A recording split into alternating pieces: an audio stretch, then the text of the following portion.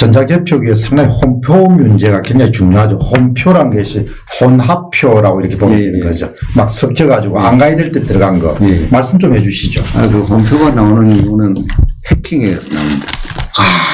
해킹에서 나오고 내부 직원이 또 들어가가지고 해킹도 할 수 있고. 그러니까 혼표가 해킹 때문에 발생한다. 해킹 때문에 발생합니다. 그럼 외부자가 될 수도 있고 내부자가 될 수 있고. 그런데 대부분 국민들은 이거를 혼표에 대해서 잘 모릅니다. 용어가 좀 영어를 쓴다든가 이러면 알 건데 혼표라고 해놓으니까 이 해킹에 의해서 이미 2002년도 16대 대선에서 많은 수가 나왔습니다. 네, 이렇게 아시면 되고, 그때 80개 선거관리위원회에서 투표지를 재검했습니다. 법원에서. 법원 했는데, 법원에서 하고 나서 제가 중앙선관위에 찾아갔습니다. 80개 선관위에 검증조서를 좀 내라. 그리고 분석하고 문제점을 갖다가 수사 의뢰하고 해결하자. 중앙선관위는 지금까지, 현재까지 거부하고 있습니다. 공개 거부하고 있습니다. 그래서 법원으로 가서 이게 좀 공개해달라 하니까 소송 당사자가 아니라서 공개를 못한다. 그래서 열람이라도 하자. 어떻게 해가지고 7개 선거관리위원회 검증조서를 수집을 했습니다. 그래 보니까 그 7개 선관위에서 310명의 혼표가 나오고 102명의 무효표가 나왔어요. 토탈 412명가 나왔는 거예요. 그러면 16대 대통령 선거는 당연 무효가 되거든요. 이것을 중앙선관위가 언론사에다 허위 보도자료를 제공해서 혼표, 무효표 하나도 없다. 직원들이 약간 관리를 잘못해서 그렇다. 표를 1100만 표를 해보니까 표 차이도 없었다. 완전히 엉뚱한 소리를 하는 거예요. 혼표가 나왔다 하면 다 무효예요. 왜냐? 해킹을 했는데 그거를 우리가 이유로 해줄 수가 없는 거죠. 그럼 우리가 시장에 물건 사러 가서 내다봐야 당했는데 그거를 유효한 겁니까? 당연 무효입니까? 그거 똑같습니다. 그런 사건이 이미 2003년도에 일어난 것을 중앙선관위가 엄필하게 막았습니다. 그러면 지금 21대 대통령 선거를 국민이 믿을 수 있습니까? 절대 못 믿습니다. 저 자신도 못 믿습니다. 그거를 엄청나게 먹고 엄청나게 법을 위반하면서 이거 눈덩이처럼 커져왔는데 21대에서 중앙선관위를 믿으라. 그건 완전 정신이 좀 이상한 사람입니다. 내보고 미칠 사람이 아닌데 그런 사람이 더 이상한 거예요. 그렇게 보시면 되겠고요. 좀 정리를 해볼게요. 네. 그러니까 2013년 1월 달에 노무현 대선의 불법 선거 의혹에 대해서 법원이 그러면 이제 재개표를 해봐라. 이렇게 된 거죠? 이제 법원이 한 게 아니고요. 네. 한나라당에서 당선 무효 소송을 제기했습니다. 그러고 나서 증거보전 신청을 했습니다. 증거보전 신청 사항에 전산 파일과 서버가 다 들어갔습니다. 그때 인용이 되었습니다. 들어가가지고 1월 27일 날 그 투표지하고 파일, 서버의 파일하고 대조를 전달해가지고 부정선거 여부를 가려를 했습니다. 그런데 이틀 전에 1월 25일 날 디도스 공격을 받았습니다. 그래서 서버가 다 파괴되고 나서 그다음 투표지만으로 찾은같이 혼표가 그러면 나왔습니다. 그래서 그 혼표와 무효표가 지금 그러니까 노무현 측 표에서 나왔다는 거잖아요. 아니 노무현 측 표에서 나오던 한나라당 이해창 표에서 나오던 그건 정상이 딱 나오면은 프로그램이 해킹당했는데 그거는 당연 무효됩니다. 인정을 못 해주는 거죠. 근데 그 공개를 지금 선관위가 10년 넘도록 안 하고 10년이 아니라 그 당시 그때 당시 10년 그때 당시부터 지금까지 2003년부터 지금까지 공개를 거부하고 있습니다. 근데 대법원이 막은 그런 건 아니죠? 대법원이 막은 건 아니에요. 대법원도 문제가 있습니다. 대법원이 이 사실에 대해서 공보관을 통해서 공고를 해야 됩니다. 중앙선관위에서 이게 해본 결과 혼표가 몇 표 나오고 무효표 몇 표 나오고 했다. 그러면 정치인 건들이 그걸 듣고 혼표 무효표 나오면 무효지 하고 이렇게 되는데 대법원도 입을 닫았어요. 그러면 같은 동조한 걸로 저는 보고 있습니다. 대법원이 그 공개를 막았다고 할 수는 없지만 그 공보관이 뭐합니까? 어쨌든 공보관이 그 결과돼서 공부를 해줘야 되거든요. 네. 덮은 거네요. 안 했어요. 안 하니까 결국 덮은 게기 때문에. 네. 예, 한번 꼭 볼까요? 어떻게 네. 홈표를 저도 처음 듣는데요. 예, 이제 이거를 이제 여기서 요거 누르시면 예, 예. 동그라미 누르시면 네. 네. 이래 보시면은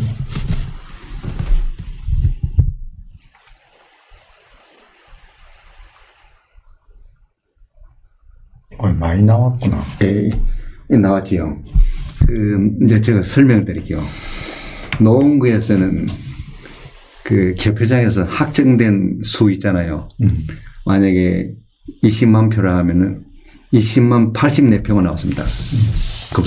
다시 확인을 하니까 투표지가 많이 나오면 어떻게 됩니까? 누가 투표지를 집어넣어서 그렇거든요. 이건 완전 부정선거예요. 표 원기. 표를 넣는 게 투표 정감제. 제라면 투표 정감제. 이때부터는 역사가 기르네요. 예, 투표 정감제라는 행위에 해당되는 이 나왔어요. 네. 그럼 여기 보니까 노원구에서 69명의 공표가 나왔어요. 그 다음에 무효표가 61명 나왔어요. 판정 모르놓고요. 노원구에 이랬고, 그 노원구에 근무하는 직원한테 물어보면 전혀 모르고 들어앉았는 거예요. 제가 그거 보고 같이 선관위에 근무하는데 어떻게 이런 공무원이 있을까? 대부분이 그랬습니다. 그래서 서대문구 또 11표 또 많은 거예요. 이것도 완전 뭐 볼 거 없습니다. 11표가 많다는 건 선거인명부 대조했을 경우에 아니 어떤 거랑 개표장에서 네. 이제 선거관리위원회 위원장이 공표를 합니다. 네. 공표한 이 법원에 그 뭡니까 결정하고 왔습니다. 네. 판결하고 갔다 이제 딱 되면 확정이 돼 봅니다. 그 확정된 그 수보다 11표가 더 많은 게 다시 재검을 하니까 그럼 뭡니까 누가 11표를 넣었다는 거야.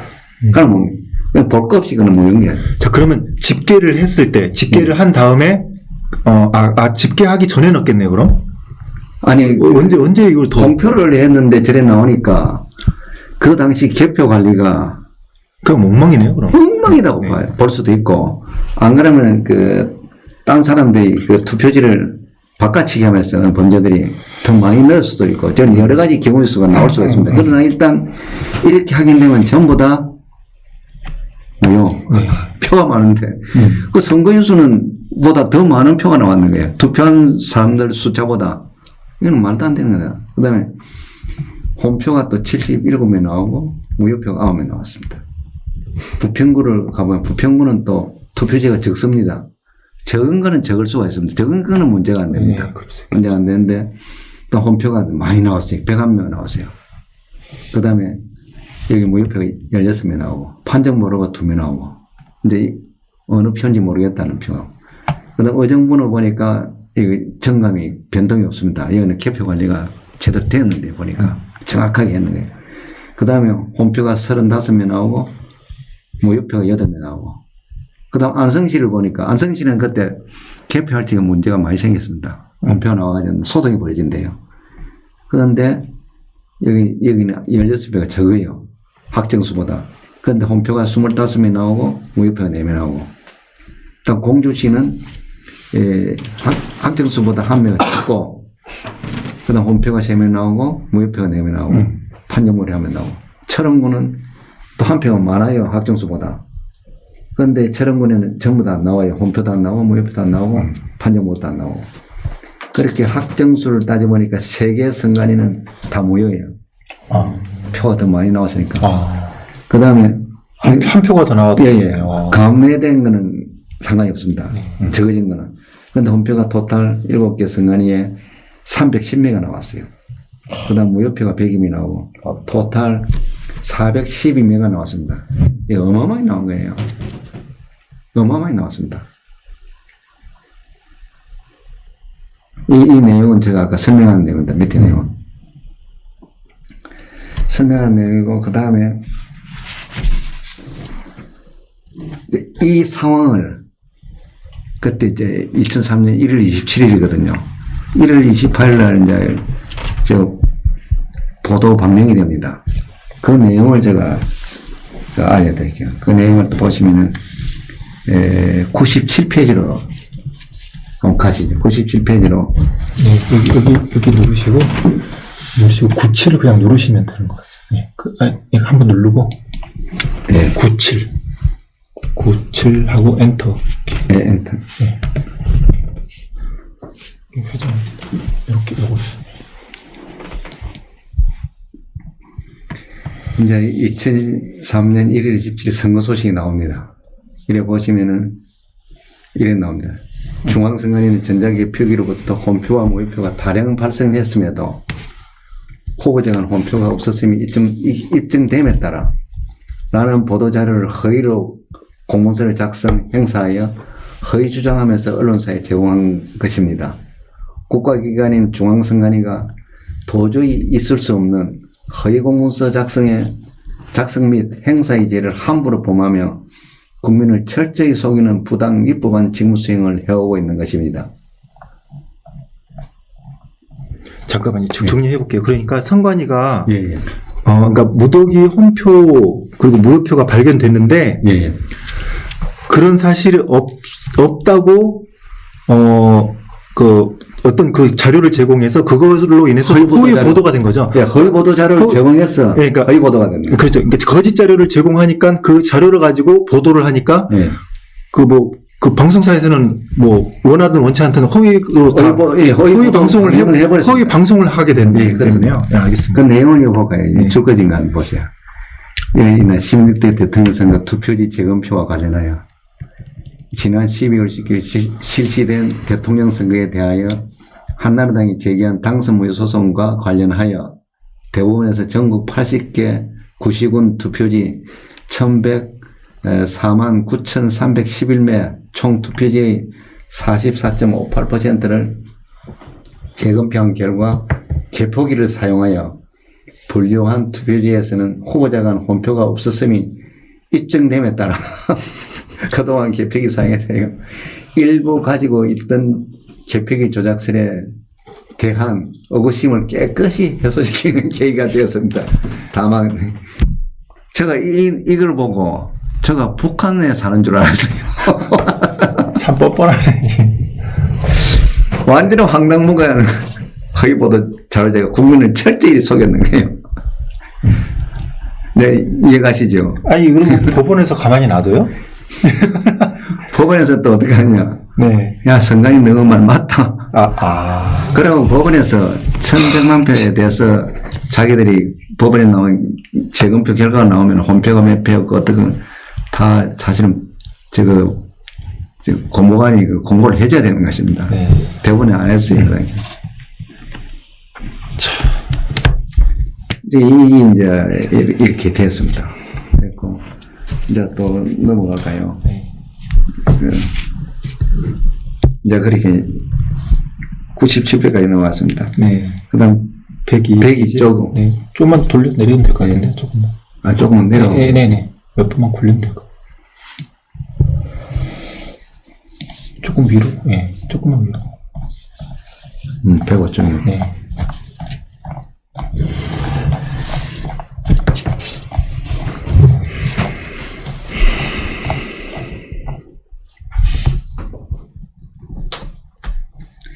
요거는 간단히 설명했습니다. 지금 현재는 법을 개정해가지고 지금 가운데 이제 2011년 7월 27일까지 이게 유효한 그 법에 가면 위반하는 거예요. 이게 이제 개표 사항표에 서명하고 날인해야 되는데 사실 날인만 해가지고 2011년 7월 27일까지 위반해 왔습니다.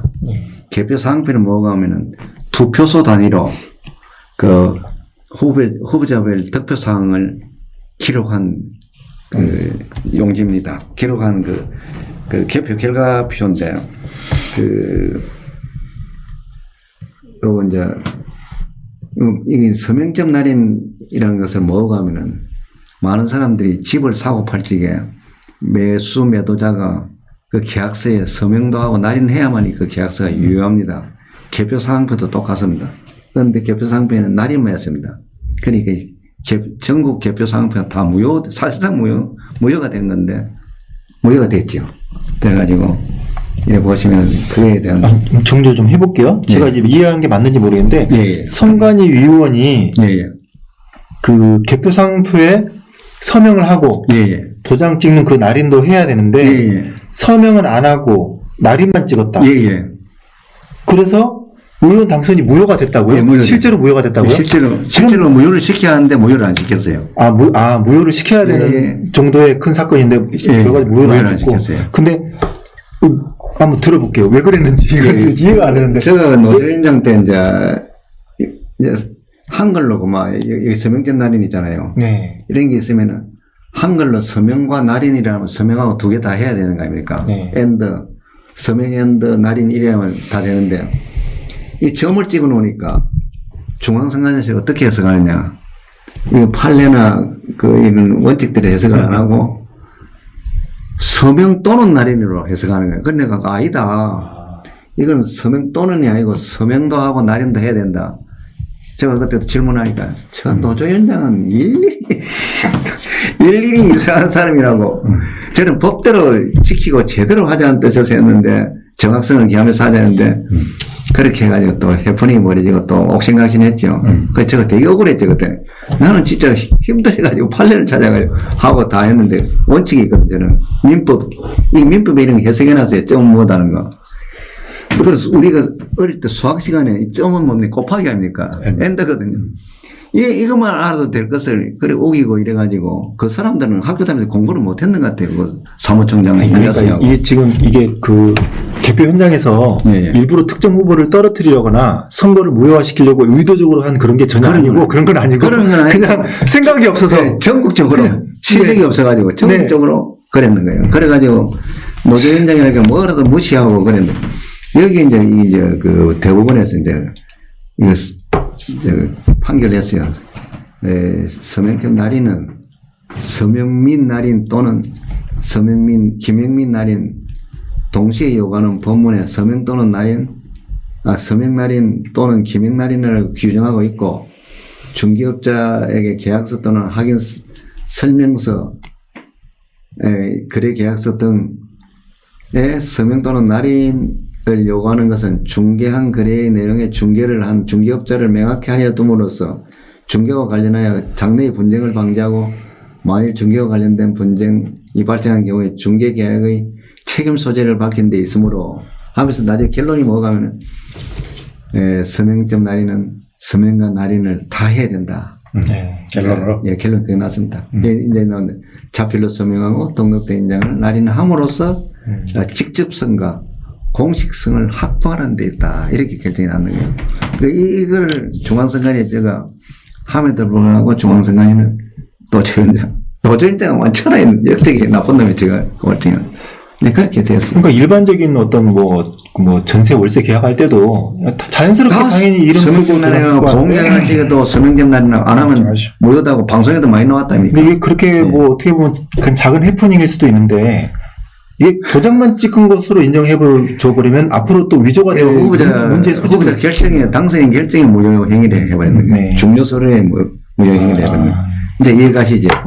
그럼 일반 국민들도 잘 아실 겁니다. 보험 계약을 찍어 서명하고 날인 안 하면 무효라는 거 방송에도 많이 나왔고 그런 경험을 많이 했을 겁니다. 이거는 이 정도만 넘어가고. 예. 좀 이렇게 제껴도 되는 거는 예. 박박 가감하게 넘어가지고 자료가 어차피 공개가 될 거니까. 그때 판결이 2개 나왔습니다. 동일 날. 네.